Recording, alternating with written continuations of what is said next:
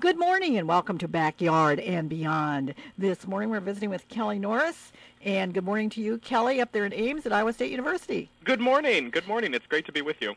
Kelly, when I describe you, I think of you as, of course, a student working on your master's degree, an author, an iris farmer, and much more. You just do so many things. And you're great to be going to share some of this on Saturday, March 19th in Atlantic, coming to the 13th Annual Garden Seminar. You've been here before. I have. It's been a few years since I've made an appearance there, but it'll be good to come back and see some familiar faces indeed. Absolutely. And you know, when you've been here before and you're back again, that says we really like to have you here. So I think that's a compliment to you, Kelly. You. Yes.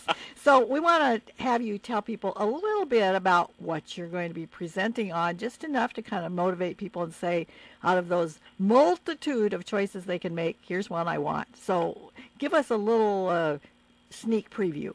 Well, sure. I'm doing two talks that day, and one, of course, is a talk about bearded irises. I think the last time I was there, I did a talk on bearded irises, and I'm never short on words when it comes to what could be called, I suppose, one of my favorite group of plants. I'm actually working on my third book right now for Timber Press on the subject of bearded irises, and that book is due out in April 2012. So a lot of the things we're going to be talking about in the talk range from all the questions people have about bearded irises. Which ones do I choose for the garden?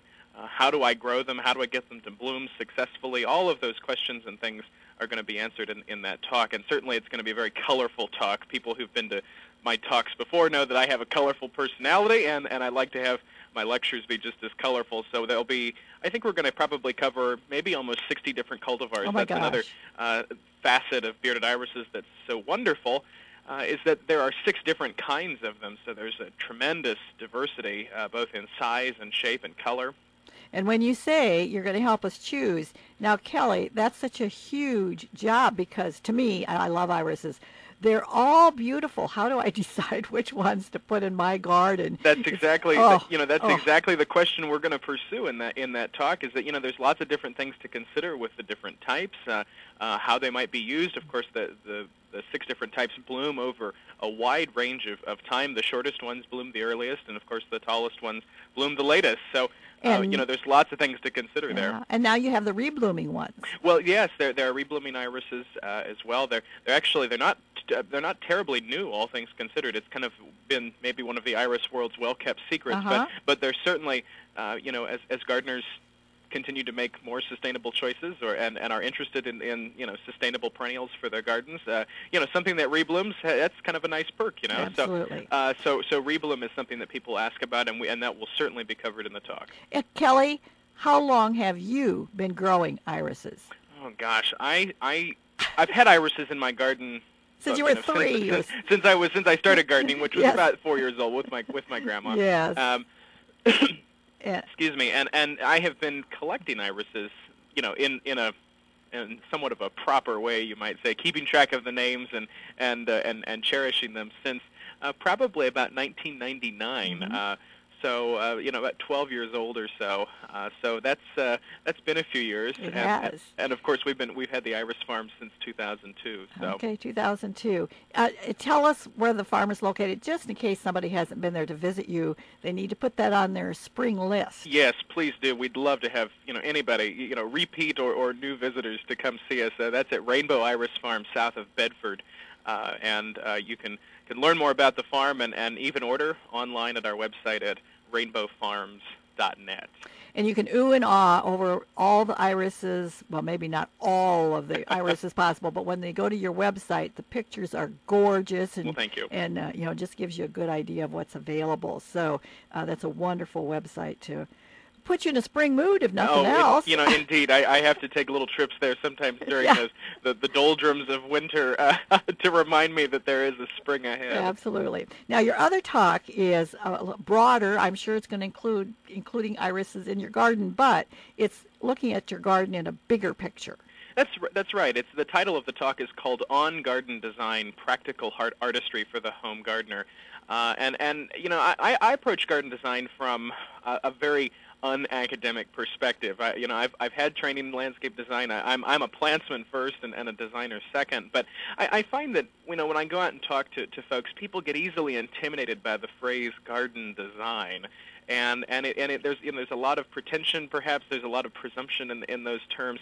And I want to try and kind of strip it back to the principles and the bones in a way that's encouraging to people. I mean, that kind of builds on people's own unique sense of style and taste, and combines that with sort of good horticultural know-how to create what ultimately will be a beautiful garden. Yeah, and I think you can plant things, and then if you don't like where they are, most of them you can replant. But if you start out with the right plant in the right place, you save yourself some work. Well, that's right, and not only there's a lot more to just growing plants than just putting them in the right place too. I mean, sometimes it's there's more to using plants than just what's in the soil or just what comes at them from above. It's the magic of combinations. Yes. What plants should go together, what plants maybe don't work as well together. So there's so many things to consider, and it's a fun talk. People love to. It's a very colorful talk, and people love to kind of interact, and I encourage a lot of questions and things. So it's always a fun talk to do. I'm already looking forward to it. Great. Now we should remind people that the garden seminar is coming up on the 19th of March. That's not very far away, so you need to get registered, and especially if you have particular sessions you want to go to, there are 4 sessions to choose from. You can get registered pretty easily by, there are lots of brochures around Atlantic and Cass County, but you can go online, and to me the easiest one to go to is just Google in IWWC, Iowa Western Community College, Atlantic, and it'll pop up, and right there you can click on the registration form and send that in with your $35 and get yourself registered, because you don't want to miss out on it. Usually we have over 350 people attend, so like I say, if you want to get your sessions, you better get registered. It's an exciting, exciting day. Lots to choose from. Kelly, I always, when I think of you and think of your name, I still remember back when you were a 4-H'er, pretty young 4-H'er, and I got to help evaluate some of your exhibits, and I was just blown away by what you were already doing then. Do you remember some of those very first exhibits you did? I don't necessarily remember the exhibits particularly, but I certainly remember those early days of 4-H judging and first meeting you, certainly. One of the projects I do remember one of the projects I used to do was called the Norris Gardening Annual, which was sort of my take on a gardening magazine. And of course, I've been pretty active in gardening in horticultural publishing since then, working on my 3rd book now, and having worked and continuing to work quite a bit with many horticultural magazines around the country. And you have those listed on your website, I assume. Yeah, you can check out some of my work online. My blog actually is just my full name, kellydnorris.com. You can check out my blog and take a look at my calendar, see where I'm going to be. I always love connecting with old friends from wherever I may be traveling to, so it's always nice to see familiar faces out in audiences.